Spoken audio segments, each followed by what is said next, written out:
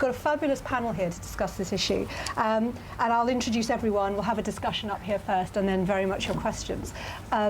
Looking at the issue of honour killing and focused on Rana Husseini's amazing book, Murder in the Name of Honour. I think she deserves a plug. You can buy it in all good bookshops. And what's great about it is it focuses not just on her work, starting in Amman as a pioneering reporter looking at honour killing within Jordan, but also looks at the status of the issue in Britain specifically, in continental Europe and also in America. And she has her own suggestions of things to tackle it. So this whole discussion is going to look at the issue of the journalism around an issue like this, but also that crossover to campaigning. So we have Rana Husseini. To her left we have Lynn Townley, who's a Crown advocate and senior legal advisor at the Crown Prosecution Service and deserves special thanks, as I think it was relatively short notice to be here, but a very relevant part of our discussion, as Britain in a way is a pioneer on having really strong legal protection for women with the Forced Marriage Unit and its prosecutions. To my immediate right, we have Liesel Gernholz, who's director of the Women's Rights Division at Human Rights Watch, a charity which does a huge amount of important work on issues around honour crime. And to make up our panel, we have Ramita Navai, if I said your name right, yes, who many of you will of course recognise. She's a well-known reporter on Unreported World on Channel 4, and one of her recent films in March was specifically about the issue of honour killing in Turkey, and particularly in Kurdish areas of Turkey. So very much the experience of trying to report this issue and the difficulties that go with it. Right, I'm going to get just started then. As I say, if you can't hear, just shout and let us know. I'm interested, first of all, in the problem of actually getting these kinds of stories into your newspaper or on air. And I know in my newsroom, while every so often we'll do a story when it's really obviously big, there is somehow this reluctance because it's such a horrible story. And I feel a lot of the male editors who tend to dominate newsrooms still, they feel genuinely uncomfortable about the story. I mean, what's been your experience? Hi everyone, thanks for coming, and hopefully we'll have a nice discussion. To be honest with you, the Jordan Times is a totally different experience. Of course, the Jordan Times, for people who do not know, it's the only English daily in English in Jordan. It's not like a very big newspaper. It's a small newspaper, but I think its effects were magnificent. When I started reporting almost 15 years ago in September, I was assigned as the crime reporter. And I stumbled upon a story 6 months into my appointment as a reporter. And to be honest, my editors were very supportive of human rights issues at that time. They adopted the issue of so-called honor crimes, and I think if it wasn't for my editors in the Jordan Times, I don't think I would be here. It was really their support, their guidance in the beginning, and then afterwards when I started realizing what I was doing and that it's a human rights issue in addition to being a reporter. But the beginning, it was all supported by them. But the Arabic press, it's different. The Arabic press in Jordan, maybe elsewhere, until recently, the issue has not been taken up very strongly. When I started reporting, it was taboo. Nobody really wanted to talk about it. Even people were telling me, "What are you doing? You're wasting your time. You're preaching the believers. Nothing will ever change in this country." But of course, I followed my heart and journalistic instinct, and I said, "I'm going to report and document these cases because no one was reporting about these women. They were being deprived of their right to live." So I said, at least give them some right to know, for people to know that they lived on this earth and someone took their life unjustly. So in the beginning, it was a bit hard, but now, I mean, after the changes we will talk about later on, because I don't want to talk a lot, now the Arabic press is starting to pick up. But before, sometimes some murders even went unreported. You would not even know about it. How far, though, from reading your book, I get the sense that often the families of the victims didn't want the story reported. And certainly that was true in Britain, in your experience, because if it was reported as an honour crime, then within their community, there would be people who would think, well, it was justified. She clearly was, you know, a slut, or, you know, whatever the accusation. Was that a dilemma for you in reporting and naming these women? Well, I used to name, and then afterwards they changed the law and it no longer protected us. So I couldn't name victims anymore. I tried to give readers something to connect with, name and character. But before that, the thing is with the families, usually families kill to stop people from talking, okay? Meaning why do they kill usually? They kill out of fear, people start talking about their daughter, she did something wrong, she's tarnished their image. So they're constant, the first thing they think of, what is the other going to think about me? I think most of our problems, even our social problems in our part of the world, is the fear of others. The fear of what people will think about me. I'm driving an old car, I'm living in this stupid house. My daughters did this. People fear. I mean, if in this part of the world, people are independent, you live your life, you don't care, as long as you don't harm others. So I think this is part of it why these murders happen. So if you come as a reporter and want to report a murder, it's the last thing the family wants. Yeah. And that's why sometimes it's very hard to find someone to talk to, specifically immediately after the murder. Because for them, they just want to kill, and they don't want anything to do with their daughter. That's it. They even don't, a lot of times, they don't want to receive her body after the autopsy. And for them, she's dead. Sometimes they burn her photos. We tried sometimes to get nothing. They don't want anything to do with her. Wow. Okay. I wanted to ask you, Ramita, when you went out to Turkey, what was the experience of, getting to these women's stories? Because I think you made a decision to go with a partly male film crew rather than an all-female one, didn't you? Yeah, which sounds quite surprising, but actually we wouldn't have been taken seriously if we were an all-female film crew. So what would happen is that Matt, the producer, and Mahmoud, our fixer, would approach village elders. I would stay behind, the secretary note taker. They wouldn't really notice me. And when we got the go-ahead, another thing that worked in my favor is that I'm originally Iranian. So then it would be a case of, so she understands. So did you find that as well? So they were more forthcoming. They loosened their tongues because they thought, we're not going to shock a Westerner with ghastly tales of our culture. This woman understands. So that really helped as well. But initially, we found it so hard. It's such a taboo subject, and people were so scared. The fear. We'd go to shelters. There are thousands of women who are living in hiding in Turkey who've managed to escape. They found out that a sister, a loved one, has warned them, you're going to get killed tomorrow night. And they're living in these hidden shelters, secret shelters all around Turkey. And we'd go to the shelters. The shelters wouldn't talk to us because they'd say that they'd been raided by armed family members. So there was such fear. It was really bloody hard, actually. And it was our fixer, who is Kurdish, and he was brilliant at persuading people to talk. Slowly, women got the courage, and they all said to us, so there's a few women spoke to us anonymously, but they all said, we want this to get out. Nobody's helping us. We haven't got a voice. One of the dilemmas, I think, for journalists covering the issue of honour killing is how far, if I can coin a phrase, is it a kind of murder pornography that for Western readers and viewers, you can turn on the radio, and I hear these stories a lot on, say, the Today programme, somewhere like Darfur, where it's not honour crime, it's just horrific, rape or murder. But then you can turn it off again, and there's been nothing to make you feel positive about a possible improvement of the situation. It's just a chance to feel bad and then feel I can now get on with my day. I wonder from the Human Rights Watch point of view, you campaign on women's issues, Liesl. How do you feel about the role of reporting in something like honour crime? I think from our perspective, reporting has been an incredibly important tool. We did a report on Jordan, which Rana was absolutely instrumental in helping us, A, access families and women to talk to, and B, making it an issue that people were interested and wanted to talk to. I think one of the things that has been really interesting about Jordan is that there is suddenly an openness on the part of key decision makers, from the Office of the Queen to the Department of Justice to the Department of Health, about wanting to engage and listen to us about these issues. And I think that's largely something that we can say has been because of media pressure. Certainly not necessarily been because of pressure from groups like mine. I think it has been about a sense of wanting to seem like the good guys, about wanting to seem like they care about women and human rights, and that's been media pressure. So it's been an incredibly important tool.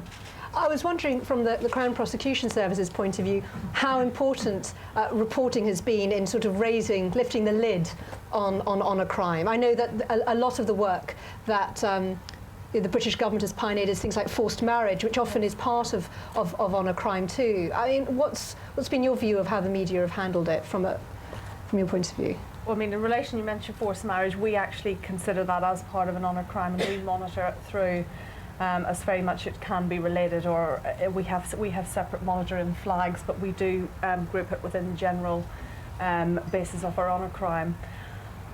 And really, from our point of view, we see such a small number of these cases, the tip of the iceberg.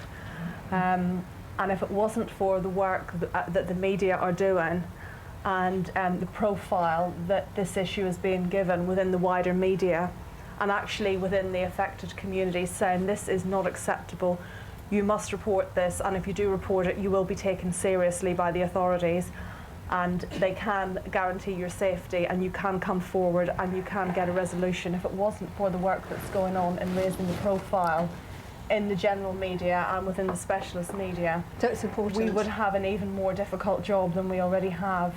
One of the issues that I feel comes up, certainly in Britain, and your book talks about it in other countries in Europe, is traditionally the authorities had been very nervous about seeming insensitive to minority communities. And I've used the analogy of when it comes between racism and sexism, somehow sexism is the one that's pushed under the carpet. I mean, maybe, Rana, you want to take it first. I mean, how far is it, is there a kind of cultural relativism?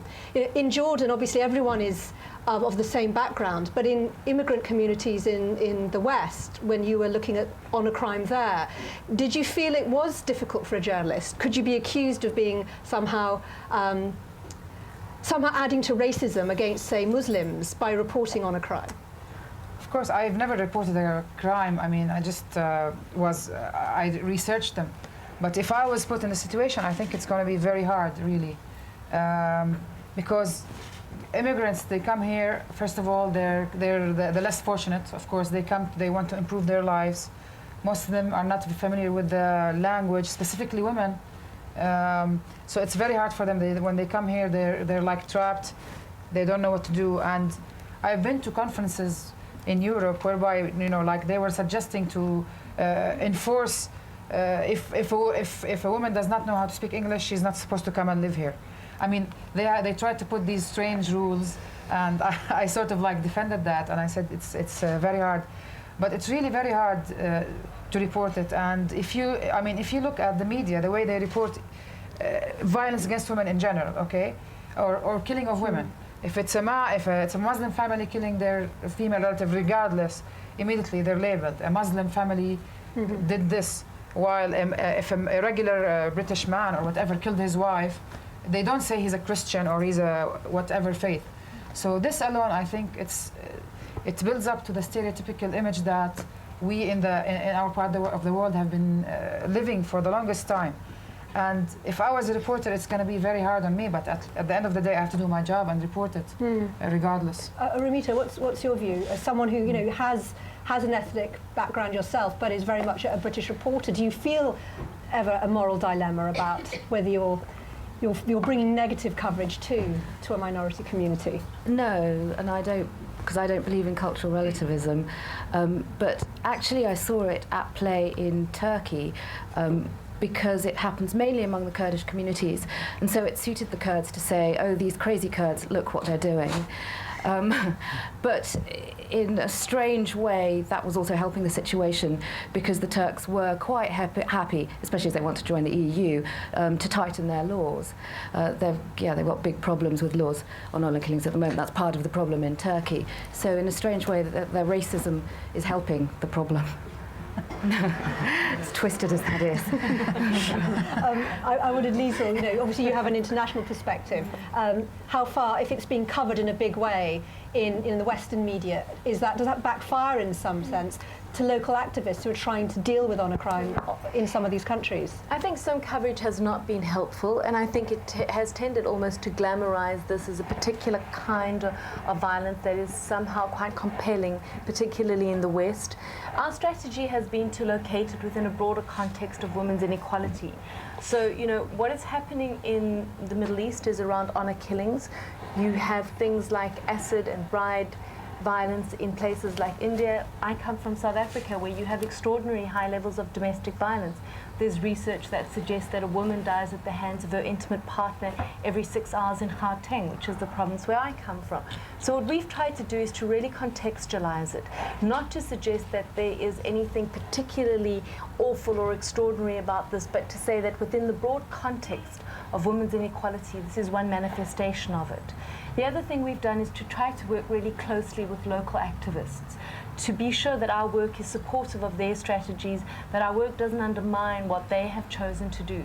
Because ultimately we are an international organization, so we're not on the ground, we're not there all the time. So we really try to identify local partners and to make sure that what we're doing is useful for them. But I think that sometimes the media coverage has been unhelpful, to say the least, and I think the term you've used is a very interesting one, is that it is murder pornography.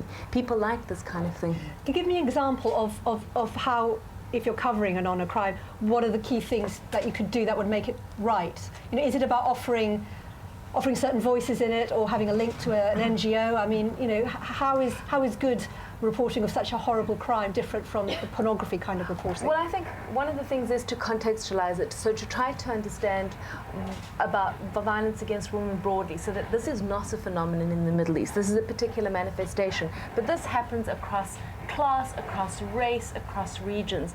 So it's important not to single this out as being, you know, look at the Muslims, they're particularly awful. But isn't that sometimes, even if not literally true, something that you have to kind of address? It's not been helpful in our advocacy. I think in our advocacy what we have found as being helpful has been to firstly to link it broadly to women's struggles internationally, and secondly then to be able to understand in particular regions what is fueling that. So what it is that makes men so protective of women's honour, you know, and how they understand that. Okay, I'm bringing this out in sense, but I saw you nodding there, Ramita. I mean, the idea of sometimes it not being helpful to say it's a Muslim problem. I sometimes think you have to say there's a problem. No, I was here. nodding at what you were saying, actually, yeah. So I think that, I think even if it is pornographic and salacious, as you say, it doesn't matter. I think it has to be reported. People have to be shocked into action. What do you feel is then, I mean, the ultimate outcome of, say, your report back in March? I don't know what kind of follow-up you can have to that, but, you know, what did you want the outcome to be of that film going out on Channel 4 back in March on Turkey? I wanted to embarrass the Turkish authorities into acting, into tightening their laws. We had the human rights lawyer for Istanbul's governor's office telling us they had a problem with their judges and policemen when they dealt with honour crimes. And she was saying there should be an overhaul of the system, that judges and policemen need to be given gender education. And this country is trying to join the EU. I want them to be shamed. I don't know whether it's an interesting one. I want to deal with the reporting a bit, Lynn, so I'll bring you in a bit later. But, you know, Rana, I know that your work in Jordan, and anyone who's read the book will know this, but for the sake of those who haven't, you know, you've focused very much on specific elements in Jordan's criminal code, which meant that men who were found guilty of murdering their family members could effectively have their sentences halved, or even, you know, some kind of crime of rage, isn't it? Yeah. And you launched a very formal campaign. I mean, what point did you turn from a reporter into a campaigner, and how far has the campaigning now become the primary thing for you in reporting on a crime? You know, I think the laws are one of the problems. It's not, I mean, if you change the laws alone, it's not going to end the problem. The thing is, of course, as part of my work, I started going to courts, and I discovered that men who kill women in so-called, and I like to call them so-called honor crimes, because if we keep saying honor crime, we justify the murder. And I try to emphasize that in my book. Okay. So going to courts, I discovered that the killers were getting away with very lenient sentences, 3 months, 6 months, 1 year. And, you know, the judges will amend the premeditated murder to a misdemeanor, which means the killer will get out of the prison with no criminal record and basically spend nothing because it's the time of the investigation and trial. That's it. He's a free man. So of course this was something that I fought for because I think that a woman's life is worth more than 3 months or 6 months. At that time the government changed one of the laws. It wasn't like the law that's being applied in courts. Our committee, they decided, we had a vote. I was against the law they voted for, but we said in the end it would be a symbolic start and that things will move forward afterwards. That was of course in 99, 2000. I think, and then we wanted to collect signatures and present it to the parliament so that they will cancel the government suggestion, which was the wrong article. Of course, nothing ever happened. We managed only to secure 15,000. We wanted 50. It didn't work out. But we got a lot of media attention, coverage, and here we talk again about the media. We were going out to all the governorates in Jordan. We were handing out pamphlets, talking to people face to face. Some people we convinced them, others were not convinced. We collected signatures. It was a very important democratic experience for Jordan because it was the first time we broke another taboo. It was the first time people, were really signing something with full details, national number, everything, birth of date, all of that. In the past, people were always afraid to sign something. They might get harassed by the security. So we managed to have people voice their, voices, say what they want. This was something very important to us also. And then the media coverage, people started writing, people with us, of course, people against us. We are these Western Zionists, all kinds of agents. I wondered when that accusation would come up, yeah. It's, throughout until now, I am an agent, because I don't have a brain. You have to come and tell us that it's not right to kill a woman. So I can't conclude on my own. So, I mean, all this at the time, and then there was a public march. All this really helped break the taboo forever. And now if you go and talk to anyone in Jordan, most people know about the issue. The voices rejecting these crimes are much more than the voices, even men. I mean, I go out and lecture in public, and I have men who stand up and, they support my work, or they want to do something. And in the past, it was like most, some people would raise their hand and say, I would kill my sister, I would kill, and I'm talking about like intellectual people or like going to universities. So it's changing, but of course it's not 100%. But this goes back to the media and the effect the media had. It really helped. Profile raising. And that's one of the reasons why maybe I was a bit biased to Jordan. I put more information about Jordan in the book, but I think it's a very important experience. I think it's something to be documented for history's sake. What's interesting is that it starts with you as an individual picking out a story, and it grows from there as you start to collect more stories. And eventually, as you've just described, it grows into a national and international campaign. And the Queen of Jordan has been prominent in joining the campaign. I mean, that does lead me on to another question, though, which is, who's an authentic voice in talking about this issue? Because the way that you said, you could be accused and have been accused of being an agent of Western Zionism. I could imagine in Jordan, and you correct me if I'm wrong, that some people might say, well, the Queen of Jordan, she's a rich, Western-educated woman. She may be symbolically important, but she doesn't represent the real thinking of ordinary people of Jordan. And the other example, an extremely different one, Ayaan Hirsi Ali, who many of you will know, I think she's of Somali descent, but the Dutch MP who's had to flee the Netherlands. And the number of times people have said, well, she has no right to talk about women in Islam because, she's a traitor of her race and her religion, and now she's actually atheist. And I'm just interested in, is there a dilemma that if you're not the right kind of woman, your message will not be heard in your country among the people who need to hear it? Listen, wherever you go, you're going to have people who are with you or people who are against you. There were a lot of people who were with me, for example, and people are against me. There are a lot of people who like the Queen. There are some people who do not like the Queen.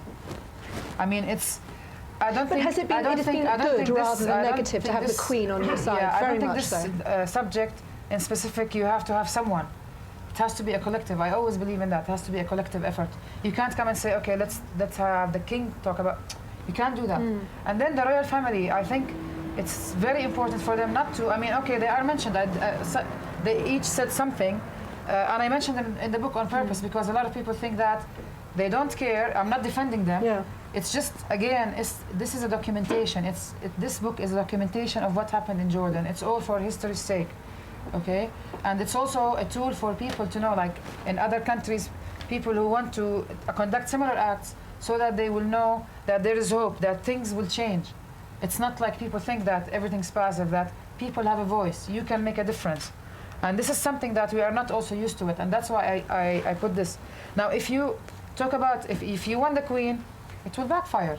It will backfire, because it's not her role. The queen's role is not to come and say, stop this. Nobody's going to listen to her. It's not something good. It has to come from the grassroots. This has to come from the people. It has to come from everyone. They took part. There was a prince who took part with us. He was in the march. And I chose to interview him, although I chose him because I felt he was genuine. I went and marched next to him.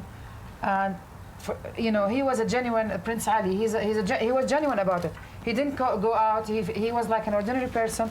I felt it was very important to include him in the book. Okay, but it's not good for a king or a queen to adopt something like that. It has to come from. And in your case, you're saying this, the case of your campaign in Jordan came very much from the grassroots. Yes, and that's why you see I have a lot of details about it. Even in the end, when I thank people, there are a lot of people I don't know. I just thank them because they got involved. Yeah. Again, this book is a collective effort. Okay, maybe it started with me. It was all a coincidence. I became a reporter by coincidence. Even the crime, it was all a coincidence. I didn't even plan anything. I didn't plan to write a book. I didn't plan anything. It just all came one after the other. What a momentum you built. Excellent. I wanted a reaction, both of you. I don't know, Ramita first maybe. Just this whole idea of who's an authentic voice. For example, do you feel, having gone to Turkey, and those people perhaps having thought you weren't quite who you were, that they might regard you as someone who had betrayed them in any way? Yes. They thought you would understand them, and actually you didn't. Yes, I think. Didn't support them. Yes, I think probably some of them feel culturally betrayed. I think it is quite a cultural phenomenon. What was interesting is that you were talking about women who can represent this crime. And a lot of the women who were working for women's organisations there were victims, were women who had fled, obviously, to the other part of the country, changed their identities, and were now working with victims of honour crimes. And it really helped. And they told us that it was much easier for them to get into villages, especially in rural settings. When these women came from rural settings, they could operate easily, and they were taken seriously by the communities, especially when they were doing advocacy work. Liesl, what's your view? I'm particularly interested in the idea of, there are prominent people who come out, and to her credit, Ayaan Hirsi Ali was one of the first women to really speak about what was going on in her country in terms of women in refuges that she met who were escaping honour crime. And in many cases, there were several women who were murdered in one refuge alone in the same year. But she's been absolutely vilified, partly in the Western press, but also very much so in the press in some of these Muslim countries, as someone who had no right to speak. I'm just interested in how you view people like her in this whole campaign around so-called honour crime. I think sometimes those are, I think you need to find authentic voices, and for me the authentic voices are the people who come from the communities that are most affected. And I think the voices that are often the most invisible are obviously the voices of the women who've escaped. In Jordan, for example, there are many women who we interviewed who were in prison because that was the only place at that particular time that they were safe. So I think that the first thing is to find those voices, because they are often the unheard voices. And then I think there is value sometimes when an important person, a celebrity or somebody who is willing to say, because that is sometimes something that makes people stop and say, well, if she says that it's not a good thing, maybe it isn't. But I think you have to be quite strategic in choosing and identifying those voices, because sometimes they can backfire and work against you. I wanted to ask my final question to Lynn, because you work in the Crown Prosecution Service, so you deal with the letter of the law. And unlike a country like Jordan, where there are some particularly difficult laws on the statute books that reflect that culture, the great escape for some young women here has been the English law will protect them because it's not about their faith or anything else. What do you feel has been the kind of most important thing about how English law has developed around issues of so-called honour crime? I don't know what sort of experience you've had, but it is held up as a great example of how the legal system can work. Well, in the Crime Prosecution Service, we have quite a number of specialist prosecutors who deal with honour crimes, and that's one of the things that I do. It's not the only thing that I do, but we will do this on top of our other work. And that is important because what you've got to realise is that we don't actually have any particular criminal offence that says honour crime. We deal with it within our generic criminal law statutes, our criminal code. We'll deal with it. If it's a murder, it's a murder. Where we will come in relation to, say, an honour background or a background, say, of forced marriage for other crimes such as kidnapping or so on, is in the particular training that we give to our lawyers, because what we have actually found, and this is the only reason why we are monitoring these particular crimes under honour crimes, is that there are particular difficulties and issues and cultural issues that you need to appreciate when you're investigating and when you're prosecuting these crimes. And that is one of the main reasons why we single them out.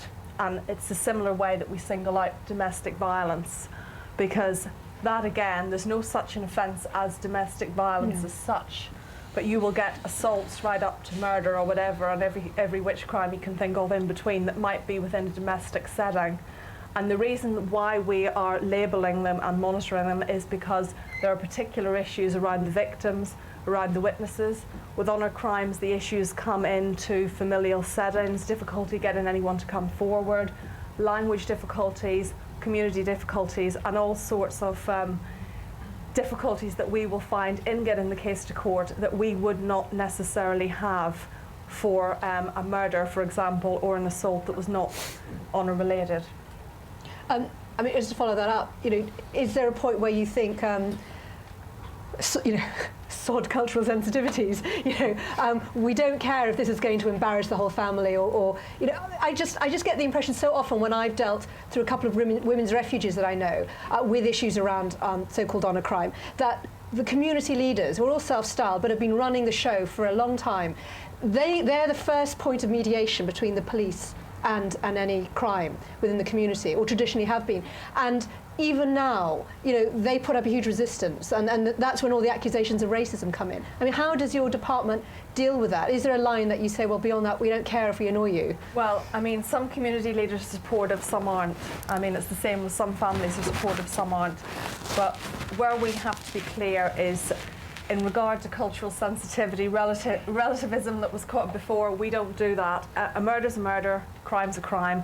We will prosecute it as such, and we will do so with the full force of the law. We would actually be being racist, in my view, if we were to treat things differently because they came within a different community. But it doesn't cause you problems? It's in relation to what do you mean? Well, I'll give you an example. There was a case up in, I can't remember where, I think it was somewhere near Manchester, and it was a girl who had disappeared, and it wasn't exactly a so-called honour murder, but her body was found in a river, and she'd tried to drink bleach, and she tried to escape an apparent forced marriage. Now, the family were arrested over murder, and they were never properly they were never prosecuted in the end, I think. But there was this huge allegation, counter-allegation of the police are picking on us because we're Muslims, that they think we will have murdered her when we're just, bereaved parents. But there was clearly, it was a very difficult situation, but clearly there were very strong reasons to suspect the family had been involved in some kind of so-called honour crime. And I just don't know what you know about that case, yes. But I can't believe that case was unique.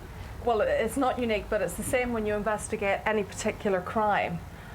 You do, in domestic violence cases, so on, cases that may involve the family, you do have to, if it's a sort of an unexplained death as such, you do have to look at the family, and that will happen regardless of the family's ethnic or cultural background. The police have to abide, and we will advise and can advise the police on the process of their investigation. But the police have got guidance which they must follow in relation to how they investigate, and why they would investigate that particular case in the way that they did. If it was a young female, for example, with, say, no particular affiliation to gangs or business associates, so on, and there's an unexplained death, the police will have to look at the family as part of their lines of inquiry, and they would be negligent if they didn't do that. Okay. So what the key to this whole thing is is actually explaining what procedures are being followed and why those procedures are being followed, and in fact that those procedures would be followed across the board in any given case. Keep the culture out of it altogether. Okay, let's open it up to questions. Direct it to anyone particular if you want, and if you could say where you're from if you represent a particular organisation. Let's have a man's voice first, and then we'll take the lady right in front.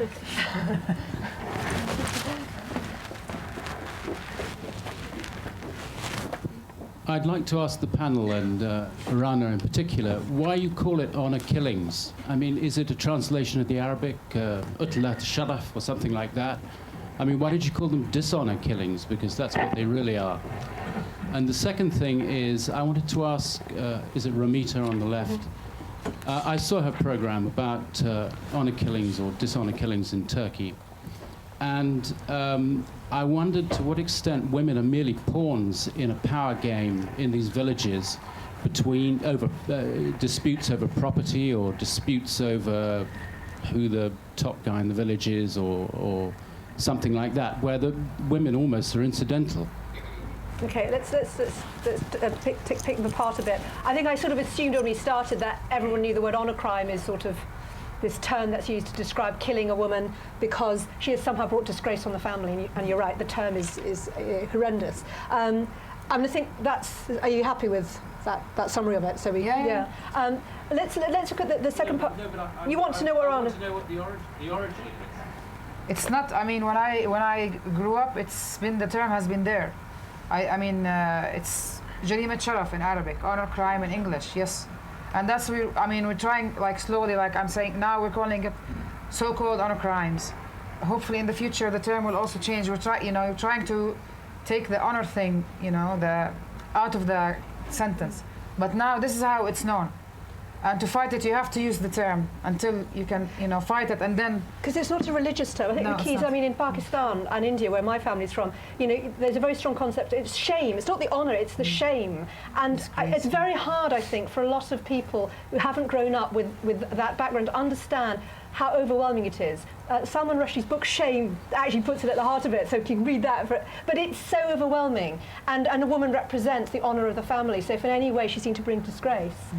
It destroys the whole family. To add to that point, in Turkey, and I think in Iran as well, the word is namus, which is tied into male pride, as well as the Urdu word, shame. Yeah, and it's the same word. It's interesting that you pointed out. It's the same word in every culture, but it's not got a religious origin. Although often it's applied by people from a religious point of view because it suits that attitude. Can you remind me what's the second question? Yeah, the second question is, to what extent, and I don't mean this in any... Oh, sorry, do you want to just get the mic back? To what extent are the women merely pawns in a power game between males or families, really, in a village or area or whatever? How it's about power. You take that first, Ramita, and then I know. Yeah, and then I think you had a comment on it too. These societies are shockingly patriarchal and feudal, so there's a very distinct power structure, and the women are pawns, not usually about land conflicts. That's what I found. It's mostly sexual, so jealousy is often at play. So a woman will be killed if there are issues of jealousy, even if she's totally innocent. But we were told in villages that simply standing next to a man you are not related to is near adultery. And we were told that by the village elder. It's disgusting, near adultery, deserves to die. So I found generally it was sexual, and it was to do with the male man's pride and standing within society, and it's a mark that he can't control his wife. And I think in your book, just because I think it's relevant to your question, there's two specific things you talk about, which is when people are killed because they're of inheritance, then you can use the so-called honour violation as an excuse, because who's going to question after she's dead if you say she did something wrong? Yes, inheritance, financial reasons. There are many reasons why, becoming pregnant out of wedlock, being raped, victim of incest, rumor, suspicion. Sometimes women go out, they're gone missing for a while. And this is a lot of cases. And then when they're found, they either put them in prison for their own safety, or they hand them back to their family. And most of the time they get killed. Because where were they during that time? Having orgies, of course. Yeah, of course. Okay, let's take the lady over here. They and I'll don't, they take don't someone ask this side. themselves why they left. They don't question themselves. Why did my daughter leave my house? There's a reason. You know, they blame the daughter instead of blaming themselves and saying, why, what did I do wrong? Why Well, did that she... was the other thing you talked about, control, particularly in immigrant families, Yes. where the family have come from maybe a very rural community and they're in the big city, and the children are growing up in that culture and are in danger of being out of control from their point of view, and that is a factor you cited in some of your cases. Yes, sorry, have you got the microphone? The lady over here with the black jacket. And then I'll take some on this side. Hi, it's kind of to everyone. I work for a domestic violence charity, and it's something that sort of feels really unreported is this. We have a real trouble with sort of travelling communities, that they do the same thing of putting other women into refuges to find and locate. And obviously that's a real thing of honour, is that divorce or adultery is quite a big taboo within the travelling communities. But it's something that I never see reported. So just explain, when women flee domestic violence they into flee, refuges, They go into a the refuge. community send another woman in to find them, and what, They to bring do it them among back? other or just minorities report as back well. on them? No, to find them and bring and to kind of tell them trick where they them are, into so they can Yeah, come in yeah. and find them.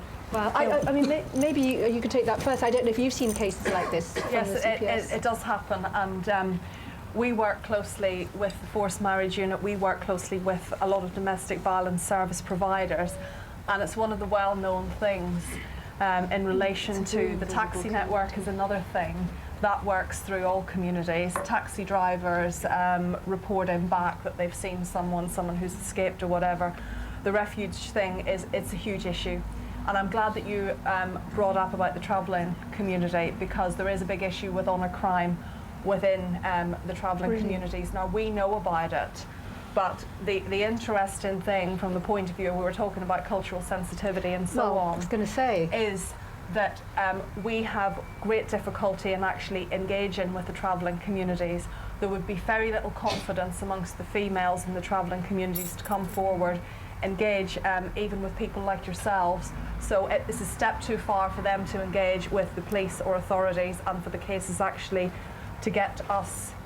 We have never ever prosecuted an honour crime coming from the travelling community, but we know that they do happen. We know there has been murders in the travelling community that are honour related.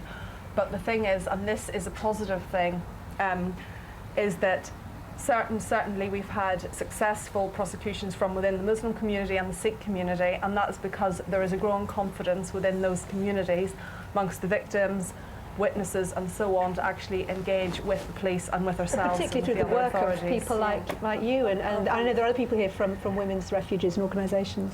I just find it worrying that it's something that's so underreported, that we're talking about it and it's becoming so predominant in the media of seeing things about honour crime, and I know that some of it is quite badly reported, and I talk about the pornography side of it, but that I don't think I've ever seen an article on honour crime within the travelling community, and it's huge. And there's some specific services. There's lots of different travelling communities, but you'll get them where women flee 8 times and get found every single time.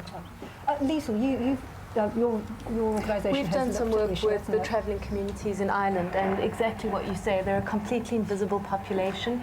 Issues around marriage, divorce, child custody are extremely rigidly applied. I mean, I think that you raise an important question, and I think that we struggle with answers about how you reach out to these women. And perhaps one of the things we can learn is about how you've built confidence in other populations, about how you've developed the trust amongst those women and communities to reach out to, because I think they really are an invisible group. But to some extent, hasn't that depended on a figurehead? I was thinking of, is it Jasvinder Sankara? I can't remember her last name. She's written a book about how she had to flee her Sikh family because they were trying to force her into a marriage, and she was very central to the setting up of the forced marriage unit. But she's been completely ostracised by her community, and in a sense, don't you need individuals to kind of break ranks and break the code of silence? I mean, don't you sort of need that for the traveller community in the way that it's happened for the Asian community in Britain? Well, you can have examples, but I mean, Jasvinder's probably not typical of a lot of Sikh women. She has broken ranks. She's different. She's stronger. It's probably typical of a lot of women who've been forced into, you know, marriages or honour-related crimes? Yes, it's just it is difficult, especially from the travelling community, to get someone with that amount of strength. I mean, it is very difficult to get these role models, and if someone does come forward as a role model, certainly, then as with all role models, it gives other people courage. But the travelling community it's a very much a disengaged community for all purposes. I mean, we've mentioned, you know, childcare, healthcare, even those type of things, which are not encroaching on the sort of the norms that they abide by, and their whole culture is that we will deal with this internally within our own community. And it's just we can use the models that we've used in some Asian communities, but really until the community itself, via education from inside, starts to actually come out, and until they start to have their education and so on outside the community, it's going to be extremely difficult for us to get there, because we are the last step service provider. Okay. No, it's a really interesting dilemma. Take a couple over here. Take the gentleman over here, and then we'll take the two over here, and then I'll come back to this side. So the gentleman with the glasses first. It's kind of in line with what Lisa was saying, and to the journalists on the panel, I suppose.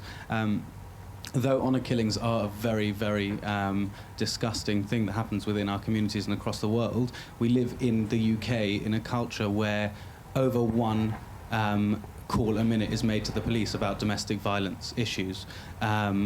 And maybe rather than focusing on this and glorifying it in a way, and it's something that will sell newspapers, yes, and get people to read about it because it's something different, but raising the level of awareness about domestic violence in general and creating more gender respect in our communities would actually stop this in a much bigger way than just focusing on it as an individual case and separating it out because it's more sensational. Do you object to the coverage out of interest? I don't object to the coverage. I object to the coverage excessive? when there's no coverage about domestic violence, because domestic violence is boring. Domestic violence, a man hitting his wife, is not news, okay? But somebody murdering somebody in the name of honour, which is foreign to us. Before you started talking about it in Jordan, it's not news because it's not foreign, so why would anybody care about it? So in this country, it's foreign to us, so we say, let's talk about it because that's important. But actually, if the level of domestic violence was much lower and people really respected women, okay, and domestic violence towards men as well, but that whole idea was something that was really at the forefront of our minds as a community, I have to ask, would you buy a newspaper if the headline was, there's lots of domestic violence? You need a story. But anyway, I'll let the other people on the panel answer that. Who wants to take it first? Ramita? Rana? Well, I have to disagree with you. I think every woman who's killed, she's worth to be reported in the newspaper. Nobody's glorifying anything. It's a life that's being taken. And it's not, the newspapers do not only cover so-called honor crimes. I was here in the UK 2 or 3 months ago, and there was a story about a British man who killed his wife and stuffed her in a bag and buried her. So, I mean, murder is read by everyone. It's not only about so-called honor killings. There are murders every day in the British press. I mean, I read the papers here when I come, and everywhere in the world, people, it's unfortunate, but they like to read about murders. I mean, it's not only about so-called honor killings. I agree with you about domestic violence. I think the issue of domestic violence in general is something that needs to be constantly addressed by everyone, not only the media, NGOs, people like the Crown. I mean, everyone. It's a constant subject because the number of women being abused is on the increase. In the past, World Health Organization used to say 1 in 4 women get abused at one point in her life. Now it's 1 in 3. It's a very scary number, and it's something that needs to be constantly addressed. I agree with you, but I disagree with I think every case that is written should be written in details. It should be humanized so that people will act, people will read, will feel angry. One of the reasons for my book is for people to read and be angry and want to do something about it. We cannot say, okay, well, sometimes they use this argument in Jordan, there is only 20 cases a year. Even 1 is too much. And your book is very much, you name every woman and you tell her story, and that was a huge part of the focus of the book, which is what makes it so powerful. And every issue is an issue. Okay, I mean, okay, these murders is an issue. Domestic violence is an issue.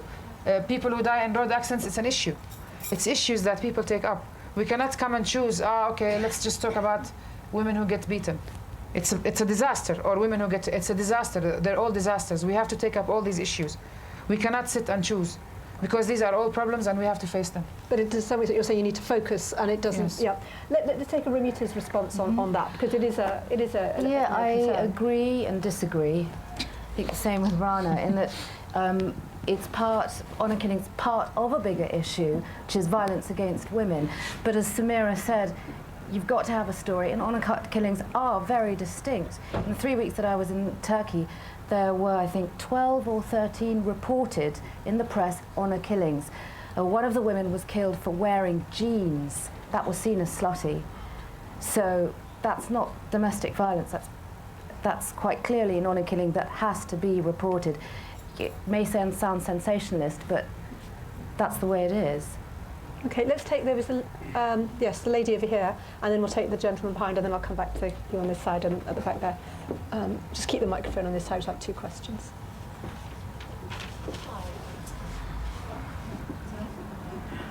Try it again. It's on. Just keep talking. They'll turn it on. Right. No, we can't hear you. Sorry. You might have to belt. Try the other one. Separating it from a question of male versus female behaviour, in my own kind of ethnic family background, nowhere near as extreme as the examples you're talking about, it was actually sort of the grandmother or the matriarch figure that used this term of shame and used it to delineate what was or wasn't appropriate female behaviour. How much in your experiences on the ground did you find women complicit in upholding the kind of values that allow these crimes to be justified? Oh, I think everyone seems to have a response on that. Do you want to go first, Lynn? And we'll go. Well, I'm glad you brought that up, because we have successfully prosecuted a 70-year-old grandmother for conspiracy to murder. She was sent to life. Yes. Right? What was the case? Oh gosh. I mean, very briefly. It was Sergeant Atwell. It just escaped me there for a minute. It was the grandmother, along with the husband, conspired along with other family members in India to have the daughter-in-law, was Sikh family, to have the daughter-in-law taken out of India on false pretenses to attend a wedding. She was taken off to a remote area in the Punjab, and then strangled by 2 of the male family members, and then her body, certainly our case is presented that her body was then thrown in the river Ravi, which runs between India and Pakistan. Body was never recovered. But we were able to secure evidence, chiefly from a sister-in-law, about a family meeting that had taken place between the elders of the family, which was the deceased, who was called Surjit's mother-in-law, who at that time was in her late 60s, and grandmother to certainly 2 of Surjit's young children, one of whom was a toddler at the time. And there was a meeting that took place here where they lived, and they had decided at this family meeting that they were going to export Surjit, as Surjit's brother likes to call it, export her out of the country and have her murdered in India, because the view was, well, nobody's ever going to investigate it. The police here are not going to be that interested. And what actually happened, because we were able to legally prove that there was that agreement had taken place within the UK, we were able to go for conspiracy to murder, as in because the agreement took place here, that actually gave us the jurisdiction to prosecute for murder, even though the murder had taken place outside of this country and in India. Now that is one example, and then we have another example of mother strangling her daughter because the daughter was pregnant with the help of the brother. Yeah. But what we haven't successfully prosecuted, but is a big point, is that we have ample, I can call it evidence, but nothing that we have been able to present in court, because remember, what we suspect and what we know happens and what we can actually present in court, 2 different things. But we know in a lot of the very high profile, certainly honour murders in this country, that mum has certainly been, if not the main instigator, a facilitator, and definitely complicit in it. We just couldn't get that actual evidence in a way that we could present it in court.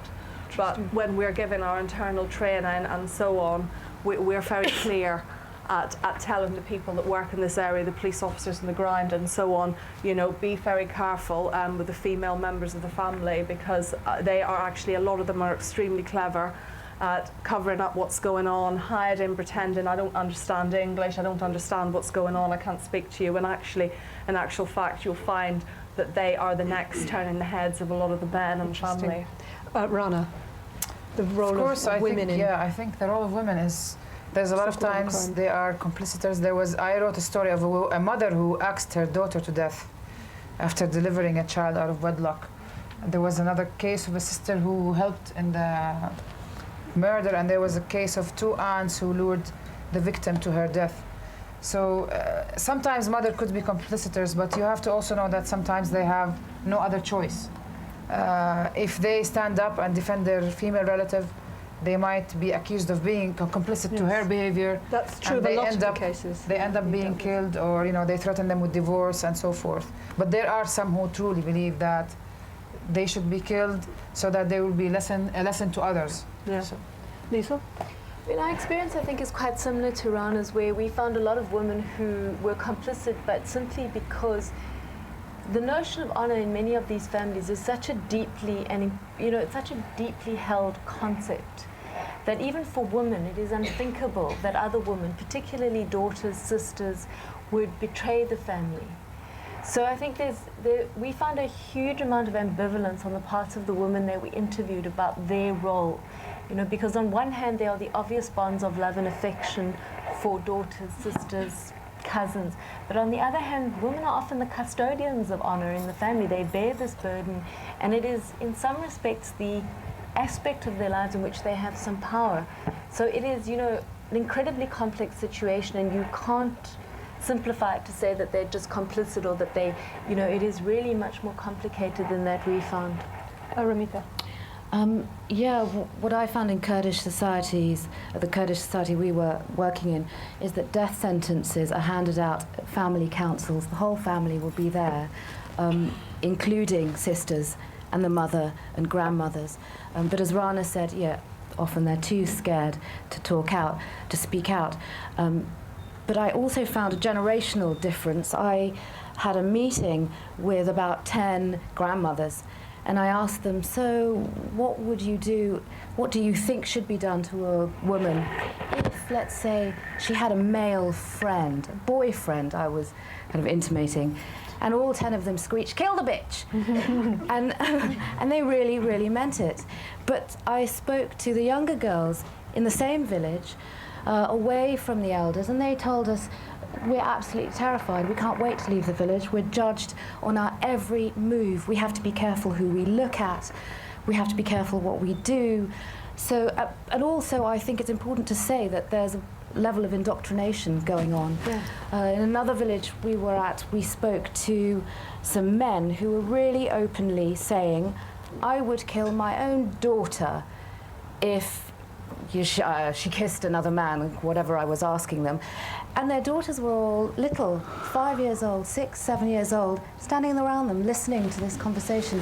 That's what they're brought up with. So they're indoctrinated. I was going to give just one case, which is fact and fiction, on that issue of the role of women. There's definitely been at least one case in Britain of, I think it was more dowry-related sort of honour crime, where they tried to kill, and they tried to kill the daughter-in-law. She survived and was in hospital being treated. And they came in with poisoned food for her, you know, bringing food from home.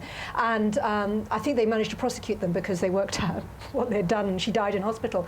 But they were going to make an episode of The Bill based on this storyline. So my mother's an actress, and she was going to play the evil mother-in-law. And they canned the episode because they were worried about causing offence to the Asian Muslim community in Britain. Interesting. Oh, no. But it's a true story. There was a gentleman over here. Go ahead. Yeah, Aziz Khalidi, I'm a journalist and filmmaker. If the law and CPS cannot distinguish as honour killing out of a criminal case, how can the journalist decide whether it is an honour killing or not? That's my first question. And my second question to Rana. The Queen of Morocco, First Lady of Tunisia, Egypt, the Queen of Jordan, as well as Syria, they're all promoting women's rights within these countries, probably within the Arab world. You said earlier that probably is not the right people to have on your side to promote such things. How do you think you can proceed in getting the this issue out on playing field. Okay. Well, do you want to take the second one first? Is that easier? Yeah, I mean. So that's talking about whether the queens are appropriate figureheads. No, I think the figures. I hate to talk on behalf of the royal family, but I feel like I'm the spokesperson. No, I think they try to play their role, okay, which is, of course, they have to talk against violations against women, but I'm saying it's not right for them to adopt, something like so-called honor crimes, because it's very sensitive. It will backfire against them. For example, the Queen, 5 or 6 years ago, she was involved in a campaign on violence against women. It was a general campaign. When she's interviewed, she speaks against so-called honor killings. The wife of President Assad also, she's been vocal about this issue.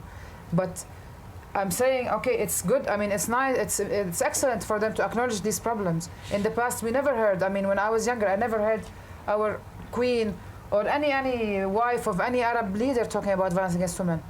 This is something new you're seeing, and I think it's also part of the media, the involvement, the openness of the media towards this issue.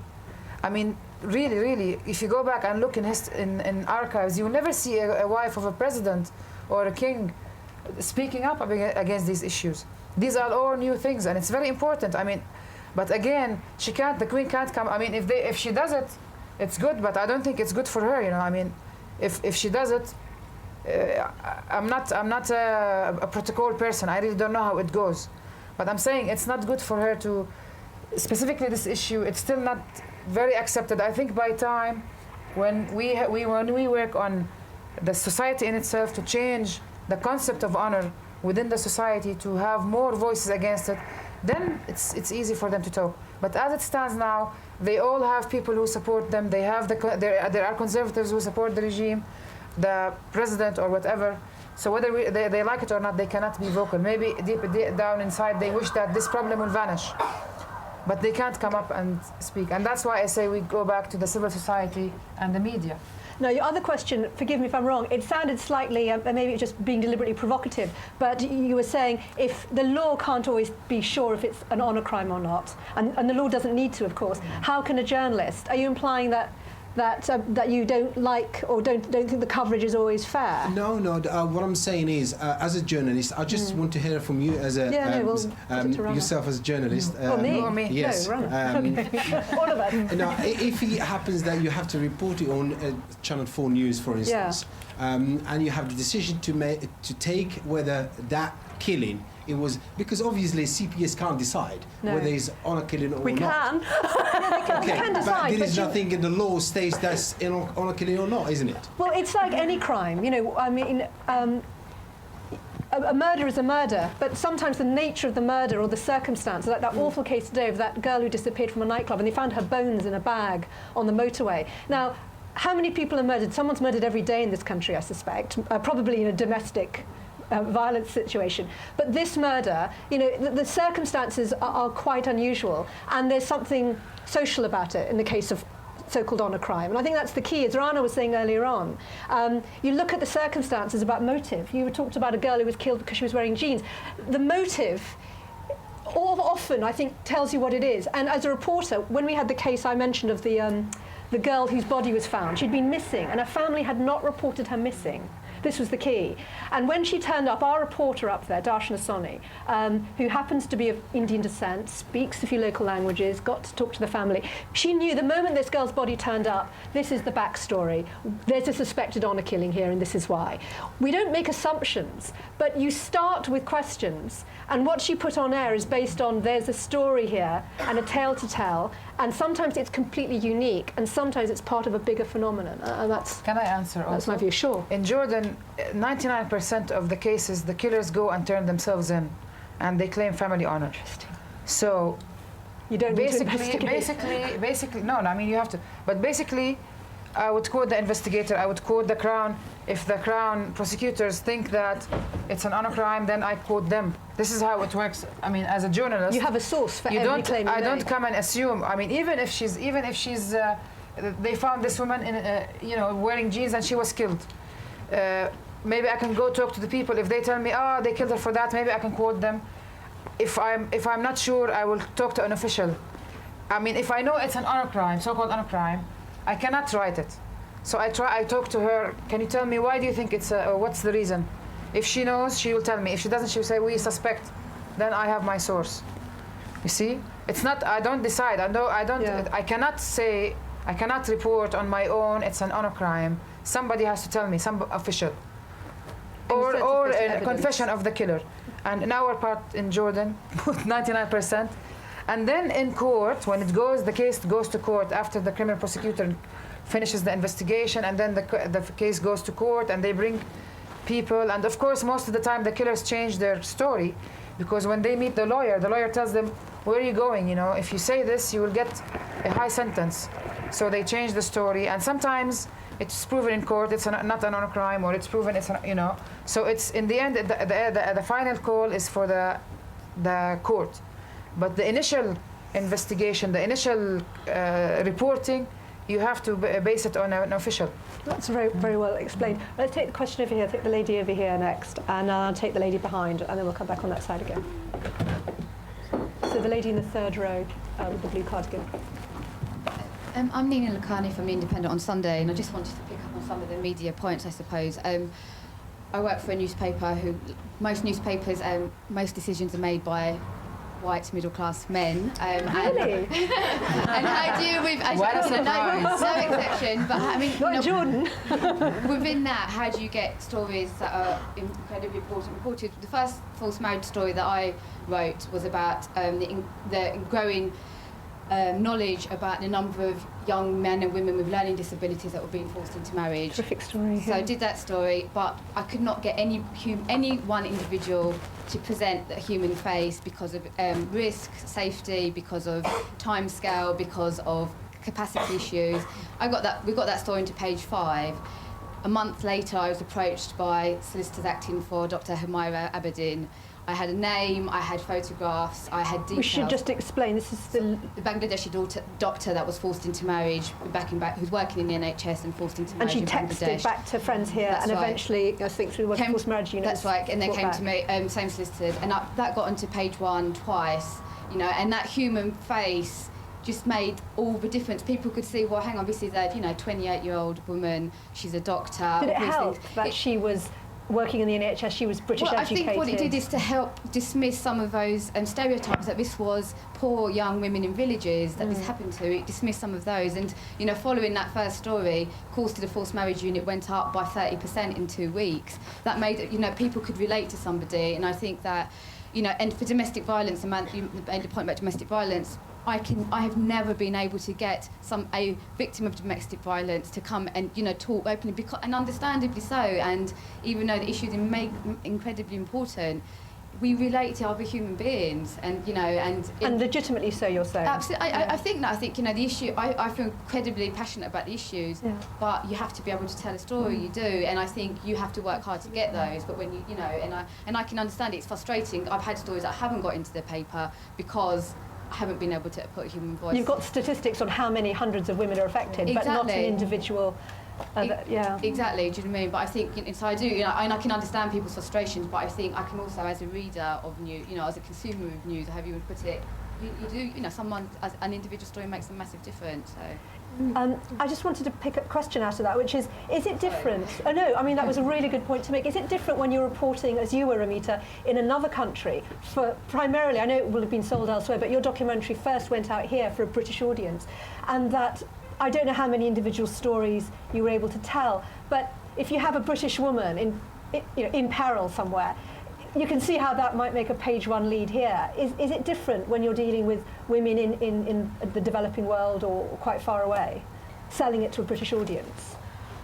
Well, because I'm a foreign correspondent, all of my stories are from abroad. But you're selling it to a British audience. And I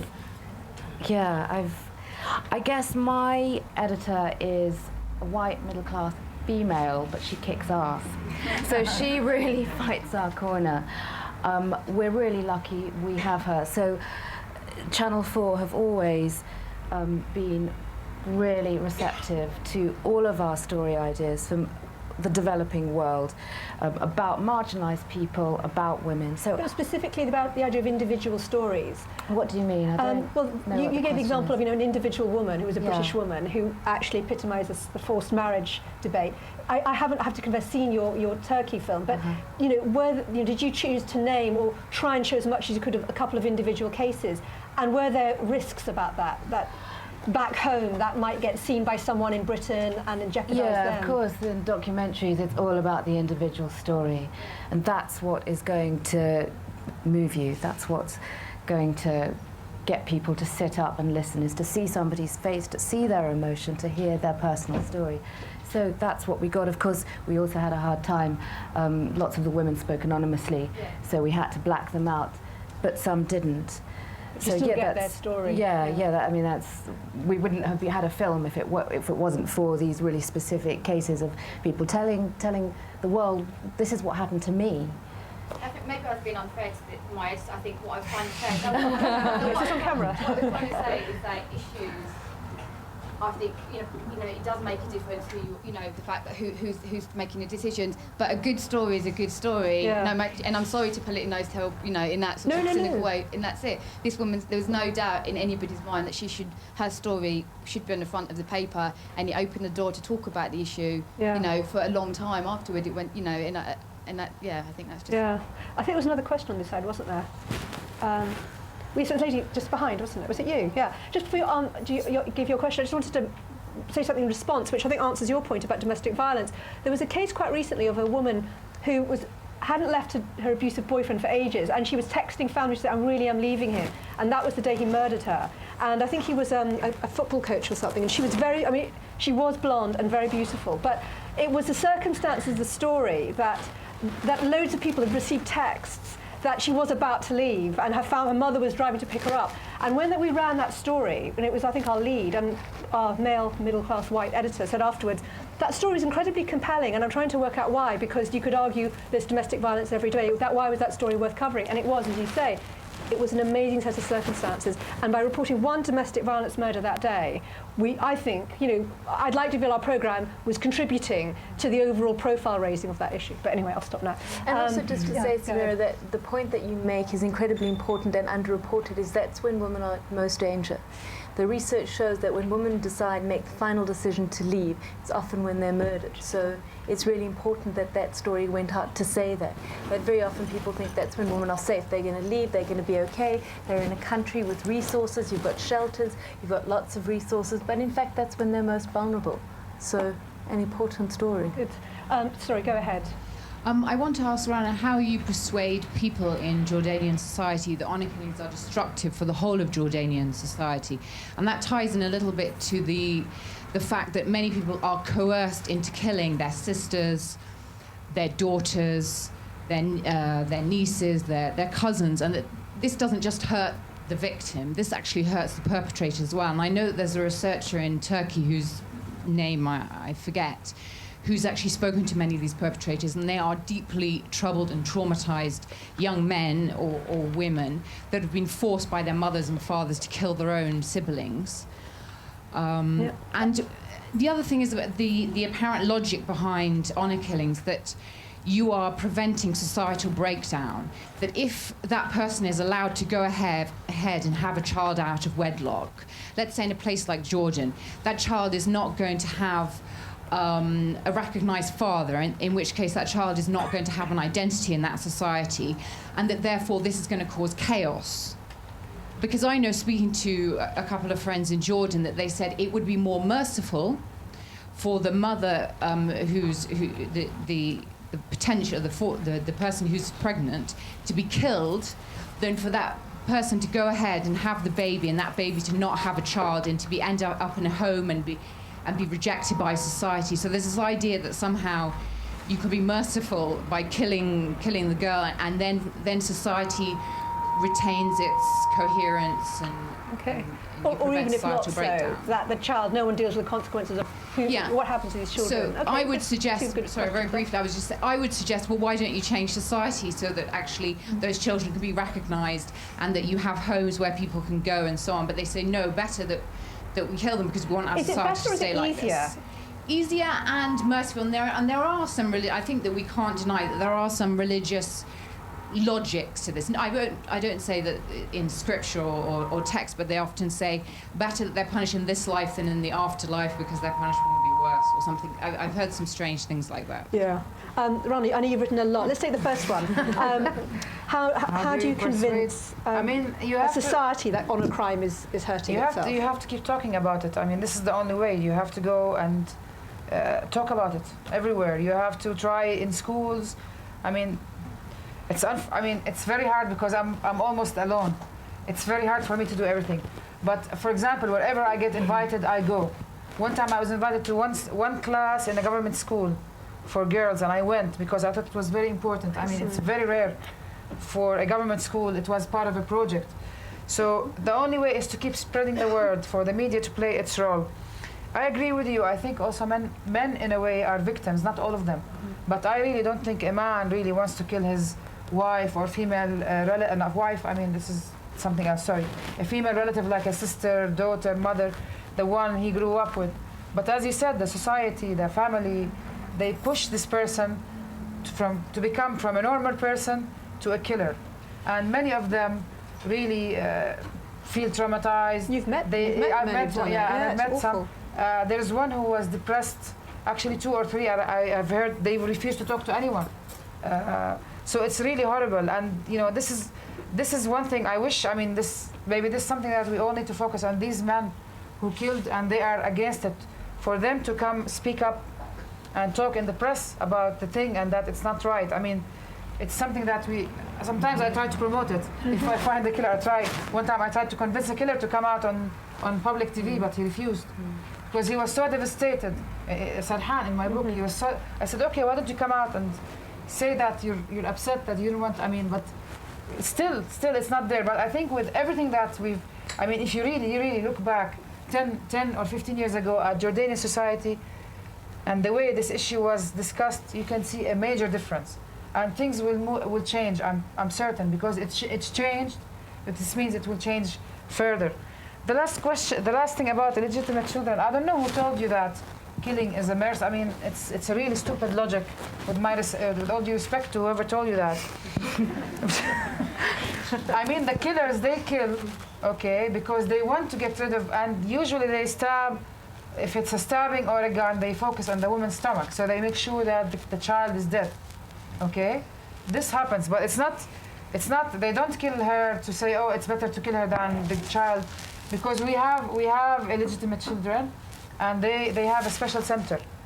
And they what happens to those children? Yeah, they grow up and they continue their education, and then they go on to live their lives. But do they get married? I mean, these things are important. Some of them they get society. married. Yes, we don't have inheritance in Jordan. We don't have adoption in Jordan. It's because it's a Muslim country, so you cannot have adoption. But some of them, you can have adoption, but the child will not be registered under the family's name. I mean, a family can have a child, but it will not have. That's interesting, because the Quran talks about marrying widows and orphans, and I mean but I mean, so there is a place for these children or unwanted or whatever illegitimate to go to. So whoever told you that is. Is it true that they don't have a name because you would inherit your name? Maybe they will have a name. No, they will have a name. They will have their John Doe. You know, they will give them. There will be a name. There's no way. Does that mean they can never trace their original family? No, they can't. I don't think so. But that's true. So. I mean, here, until how recently, if you were an orphan, you'd read Dickens. No one had any family history if you were adopted. So it is relatively recent in the West too. And I think to draw parallels, to say that in Southern Africa you have uncountable numbers of children orphaned by AIDS who will never know where they come from. So I mean, we're not advocating killing them, or not many of us are advocating killing them as a solution. But I mean, I think stupid logic. I think the person who told, I don't know who told you that, but I think the person who told you that is trying to justify the murder only. But I wanted to bring up that example as it's illustrative of a broader issue that these killings are to prevent societal breakdown. So that somehow there is a logic that you kill and you isolate a sickness, a disease. That's very True, but I don't know who told you that, but we in our society we have a lot of problems, and there is problems within the families. We have sexual assaults within the family but people members. will deny that. I mean, her point is that I know. Yeah, publicly. I know, but it's not. It doesn't make any sense. You It know? doesn't make sense, but I mean, the person who said it was a very kind person, but this was a logic that she had inherited. She's in denial. She's living in denial. No, but I mean, no, but to be fair, the point is that's how most people in society feel about these crimes, don't they? She's trying to justify something wrong with something wrong. Okay. That's, you know. Exactly. Yeah. All right. Well, let's take a couple more questions. I want to take one from the very back, and then we'll come forward again. I'm actually Nikki Hubbard. I'm from ACPO. I'm Staff Officer to Commander Allen, who is the ACPO lead on honour-based violence. I've seen you speak, haven't I, before? You're very impressive, yes. I just wanted to say, where people are sort of saying that it shouldn't be reported in the media, my personal view is, yes, it should be reported. I think we are, with honour crimes and on forced marriages, we're 10 years behind domestic abuse. Where we never used to deal with domestic abuse 10 years ago, police used to turn up, or society, oh, it's just their own problem, let's not deal with it. We don't want that in honour crimes or forced marriages. So we really rely on media very much to bring it forefront. And if I can say, there's a lot of women and male victims as well who can't actually don't know where there's help, who would help them. There's a confidence issue. And if I can give you an example of a good practice up in the northeast, one of the things was there was a BME community of less than 3%, and they've never ever had a case of a forced marriage or reported case of forced marriage or honour crimes. 2 years ago they started up a helpline, which is where there are specialist trained officers who actually man a phone line on a mobile without going through the control room. If they feel that they're going to be forced into a marriage or they need help, they go straight through to a trained officer. And if I can tell you, it's November 2007 it started. They've had over 350 calls there, and they're dealing with about 80 live cases, and that's in 2 years where they've never ever had a case. So those are sort of the practices that we want to come into media, and because of that, other forces are now also looking at how can we get people to report to us. And as you sort of said about the travelling community, it is not purely for Asian community. It is for anybody that feels that they're going to be forced in a marriage. Our main objective is to protect these victims. You know, prosecution, if they want to prosecute, that's another thing. But our main aim is to sort of protect them from whatever harm they're going to come to. Can I just ask you, as you're from the Association of Chief Police Officers, as someone who's of Asian descent yourself, is there ever a difficulty in negotiating that line with community leaders about the existence of a problem of so-called honour crime? Well, we don't and as a woman in particular. I mean, you know, I've heard it said that they won't talk to a female police officer or an Asian police officer. They'll talk to a white male police officer because it's not within the community, you know.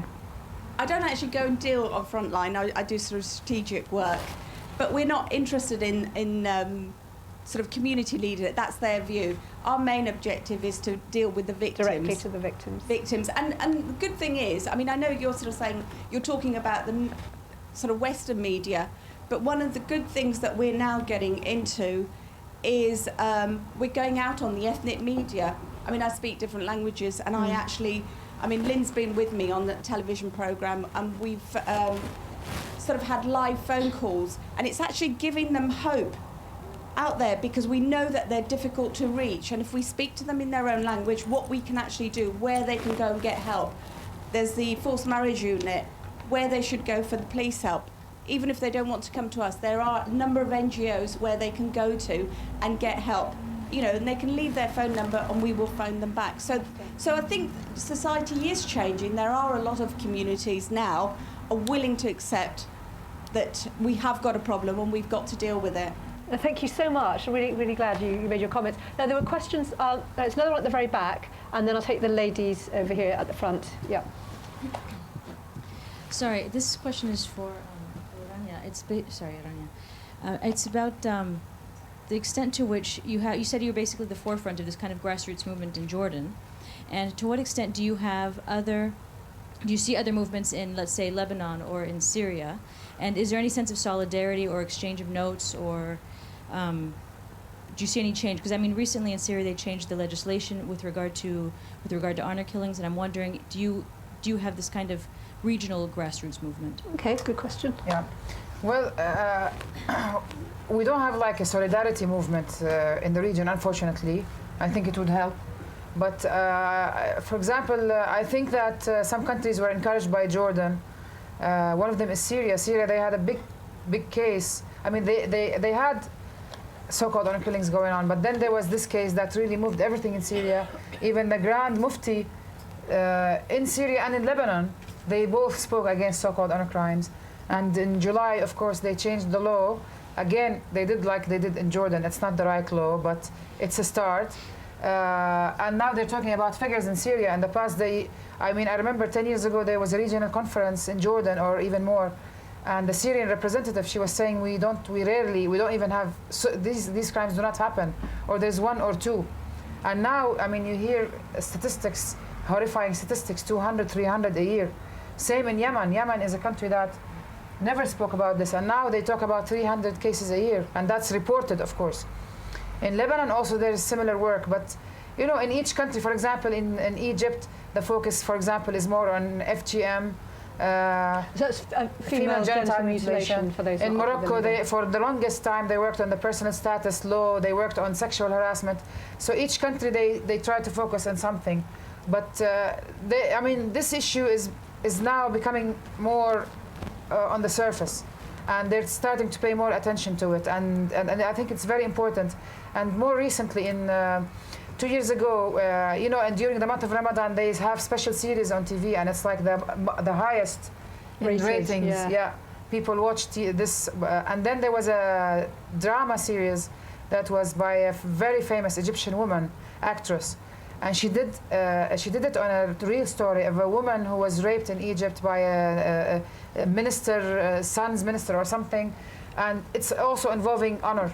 So it was very important. I think even the drama now in the Arab world, they're starting to tackle this issue, and I think it's because that would have been the big flagship program through Ramadan every and night. It was well received, and people were upset and they were outraged by the story, and and it's starting to change, but it's going to take time. And it does depend on reporting as part of that. Yes, excellent. Of course, yeah. Now, there was a question here. Yes, I just wait for the mic. I know we can hear you, but for the benefit of everyone else.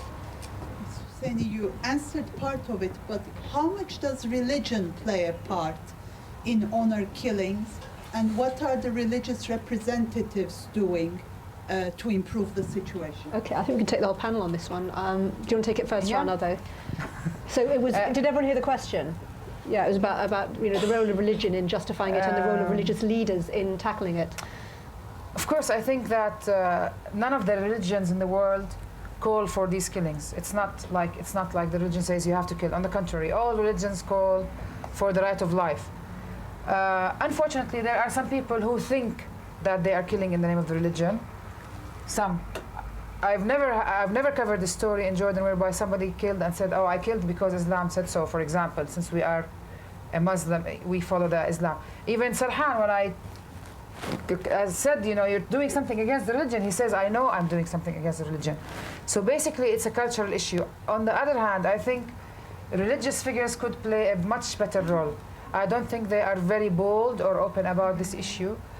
Sometimes they try to avoid it. The moderate ones, sometimes they talk about it. I don't think it's enough. The conservatives, they try to promote a different issue. And as you see in our part of the world, there are all kinds of people saying all kinds of things. Who are you going to believe, this or that? So I truly think it's very important for all religious figures to stress the right of life, to stress the right of the victim for a fair trial, which is what we stand for. Didn't you find in your book, in the Netherlands, they now have, the mosques are signed up, a lot of mosques are signed up to an organisation where they publicly lecture against I'm talking about our part of the world. Yeah, I'm talking about our part. But yeah, I think, in Europe, I think it's a different... because you're a minority. It's a minority. NGOs there work better maybe with these religious institutes. They try to But in our part of the world, it's a bit hard. It's, most of them, politics unfortunately plays a role. Some of them do not like to take a stand. We would like them to take a better stand, and I think we have to do it in a very smart way. It's not good to go and curse someone or condemn a certain religious figure. It's not the right way to do it, because again, you lose your battle.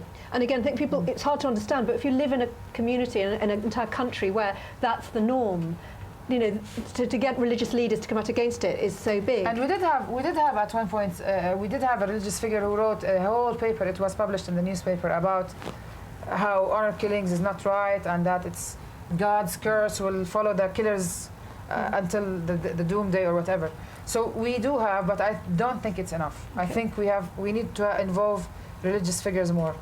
Lynn, obviously, the CPS is prosecuting the cases, but there's a whole framework, the government's launched trying to tackle this kind of thinking, and mosques and going through mosques is part of it, isn't it? Yes, I mean, we have quite a big outreach programme ourselves. I mean, we attend as many events as we can, training and education, and we do try and do a lot of outreach events with the police and with other organisations.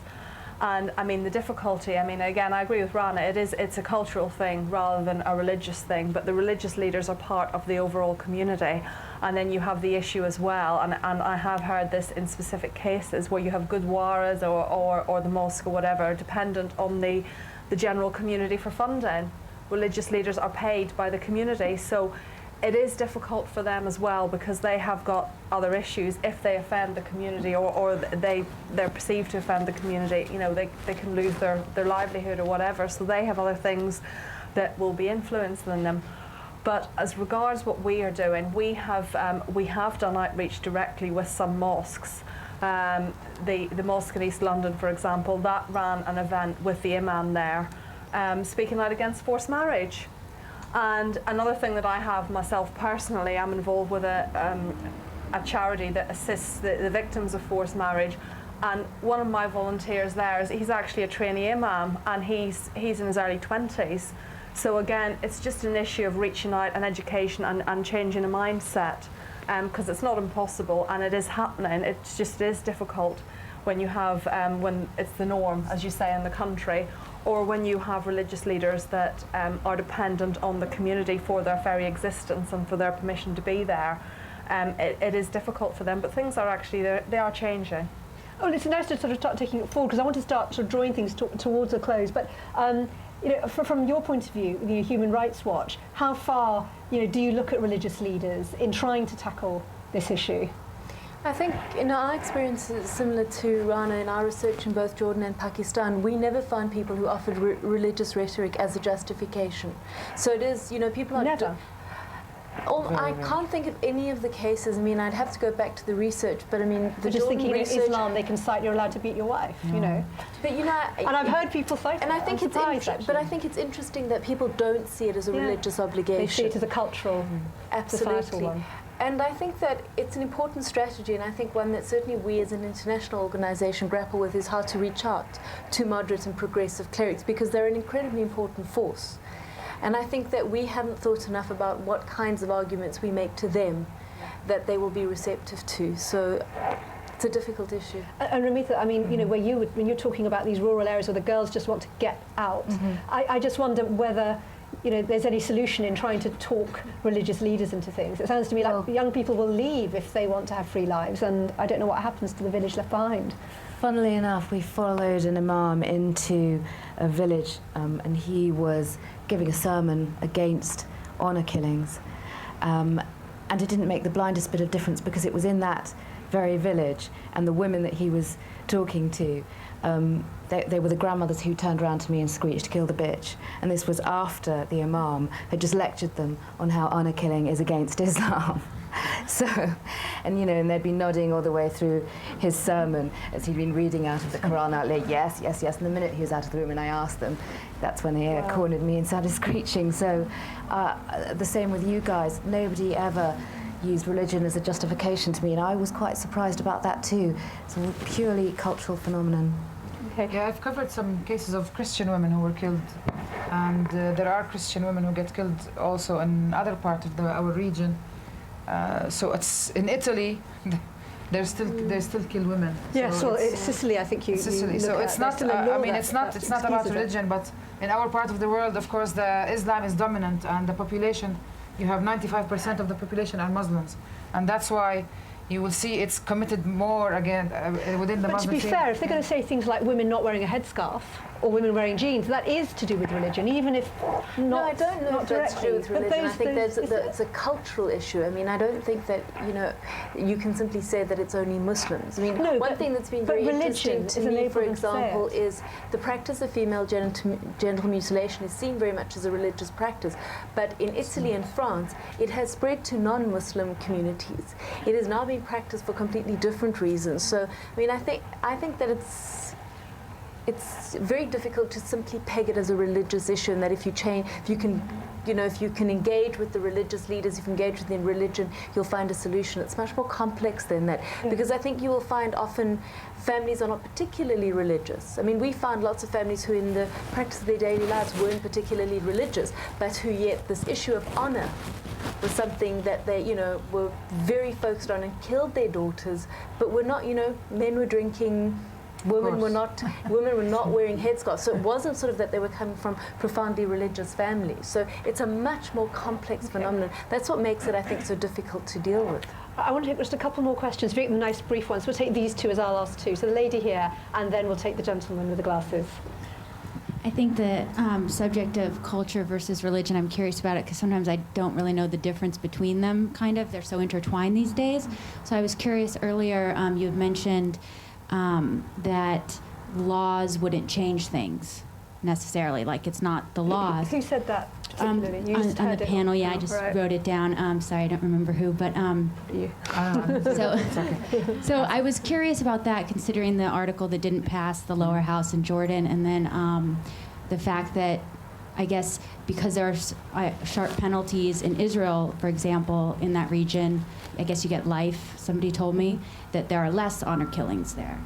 So when it's kind of, I'm curious about culture versus religion, and how far and law can in particular reduce the amount of crime. How do you change it if you don't push the laws and enforce the laws? Very good question. Yeah, I didn't, but just to clarify, I didn't say that laws will not change. I said laws alone will not change. Will never change. You have to work on the problem from all its aspects. If you change the law alone, it's not going to help. Families can go and kill in another way. She will fall from a balcony, she will poison herself. There are many ways. So you have to work on the mentality, you have to work on awareness, you have to work on education, you have to work on improving services for abused women, you have to work on the laws. And that's what I meant. I didn't say it doesn't happen. Of course, laws are deterrent, but it doesn't prevent crime. Lisa, you wanted to?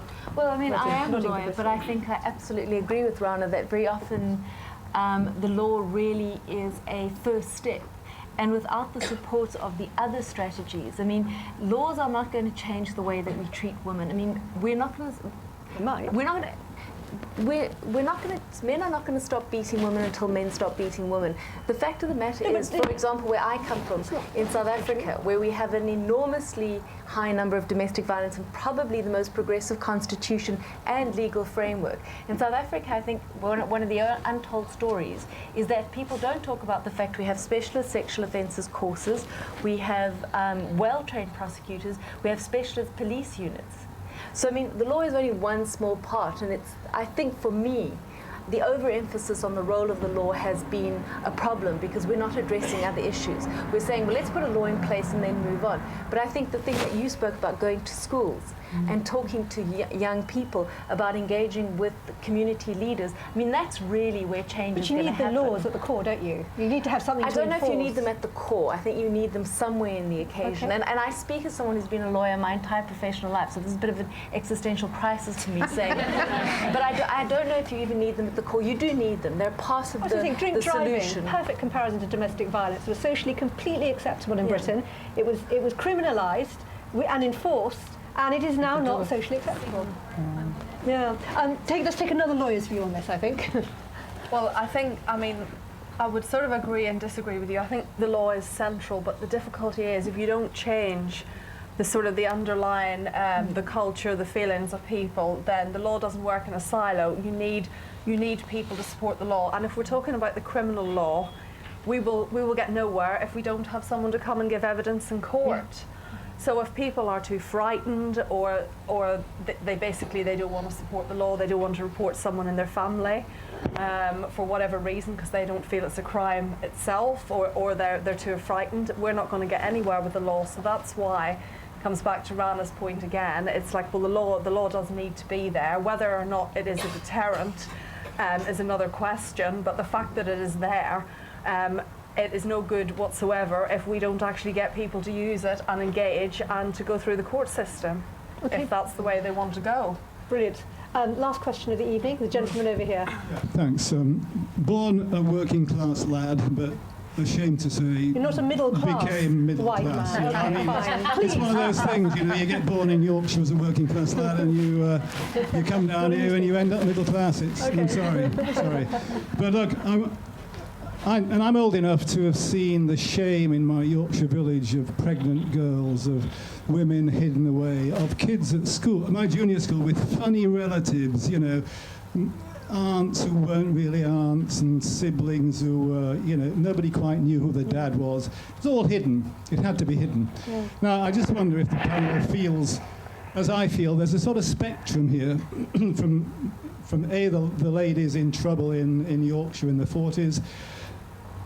Girl babies have often been killed, haven't they? Girl babies, China wasn't the only country. Other countries have done this and still are doing. So that's girl babies. We move on. I'm glad Liesl mentioned female circumcision. I mean, nobody had mentioned it until that point. Women suffering. Hooray, it must be awful. Women circumcision. I can't. When I read about it, I just feel it's horrendous. And then, okay, we're talking about honour killing. That's the sort of non-jewel in the crown that we're all talking about tonight, murdering somebody for having a wrong relationship or showing interest where they shouldn't. But then we look at girls who are shipped out for the sex trade. I mean, you see programs on that every now and then, and it's just horrendous. Can I ask, sorry, just because it's a long evening. Yeah, it's a spectrum. So I just wonder if the panel, you know, would see that this is the case, that it isn't just honour killings, that it's a lot of things. And do we really rely on the press to bring this to our conscience? You're talking about misogyny in society. It's a big one to end the night on. Yeah, it certainly is. Yeah. But each one of these crimes gets a headline. You know, when somebody discovers a lady in Bradford doing female circumcision, she's in the paper, she's in the Yorkshire Post, believe me. So is your question that we're wrong to sort of compartmentalise these stories? No. Is that what you're saying? Not wrong, I'm just saying, do you agree there is a continuum of which this is an awful central point? I have a feeling that the answer is that no one's going to disagree on this one. But start with you, Ramita. I mean... Agreed. Yeah. But you're a feminist in your work, aren't you? You campaign about, essentially through your reporting, you've gone to an issue that made you personally angry and was part of a bigger picture of how women's status in a place like northern Turkey. Yeah. I'm still not quite sure about the question. I suppose it's just the idea that we can isolate honour crime, but there's this bigger issue, which is the status of women in so many societies. And it is incredibly barbaric, a lot of practices in some societies. Absolutely. You say I'm a feminist and I concentrate on women's issues. Actually... No, I didn't mean you only concentrate on them, but when you do a story like that story in Turkey, you approached it as a woman who was actually impassioned about the wrong absolutely. I mean, I cover human rights stories, and it's impossible to cover human rights without covering women's issues. Women are so often the most hidden, the most vulnerable, the most forgotten in society.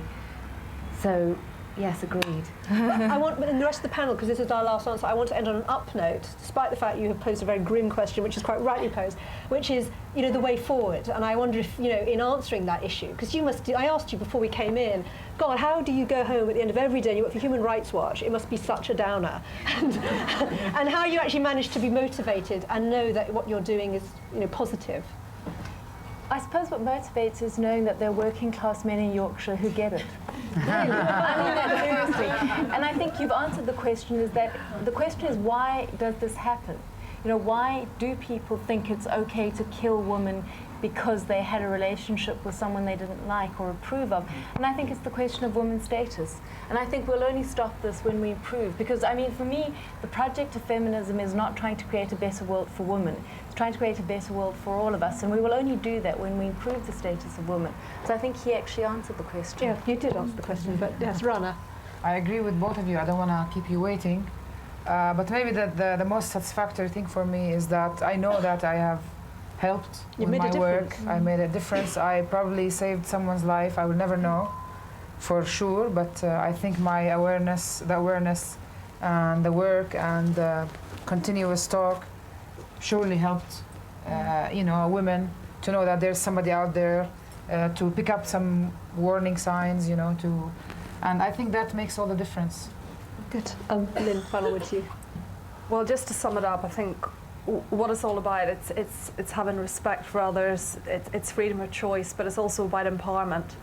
And what empowers me, I suppose, in the sense of my job, is that because I do a lot of outreach work, I meet a lot of young guys in their 20s who have, for example, set up the Anti-Forced Marriage charity because they themselves, they feel that they're at threat from this and they don't like it. And if you can see, young men having that motivation to do that, it gives me a lot of hope myself that the message is getting out there, and we'll get the message out in this country, but we will get it out everywhere else eventually, and we just need to, to keep going, keep cracking, and keep educating, and at the end of the day, we've got to teach everybody, you've just got to respect each other. And to remember what went before, to remember how recently those issues were current here. I mean, it wasn't even the 1940s, the 1960s and 70s. You look at the history of adoption. So I think it was a really wonderful question to pose at the end. And I think we've ended on a positive note. I mean, I know in a sense, I said before I came, we're talking to an audience who are already on board on the issues. And I think what is important is that there's so much good work going on. It is about profile raising out there. It does matter that people like David Beckham speak publicly about domestic violence, for example. I mean, that's all part of it. So thank you to a wonderful panel. Absolutely delighted you all came out and made such interesting points. And thank you to all of you for coming and some great questions. Thank you.